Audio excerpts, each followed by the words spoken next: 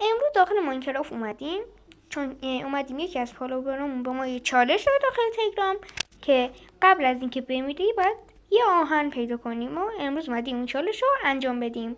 بریم سراغ این ویدیو. چی بگین از این چوب قهوه‌ای ها شما همیشه میکنید یا این سفیدا؟ من که خودم از این قهوه‌ای ها همیشه میکنم. حتما تو کامنت ها بهم بگید. پیککس چوبی هم ساختیم، یه مرغم بکشیم. چون برای پیدا کردن آهن باید بریم به غار، چون غارم اصلا خیلی سخت پیدا میشه. فعلا که پیدا نکردیم. چون اینجوری غار بزرگ پیدا کردیم بریم توشو بگردیم. وای اسکلتون بدبخت شدیم. اگه لایک کنید میزنم اسکلت. وای دقیقا آهنم بغلمونه. میزنم چون لایک کردیم میزنمش.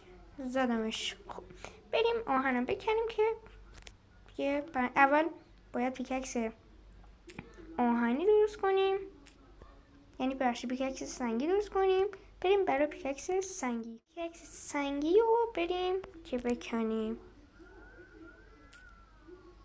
و برم نشدیم. خیلی خوشت میاد حتما ویدیو رو لایک کن و کامنت بذار. خدا نگهدار.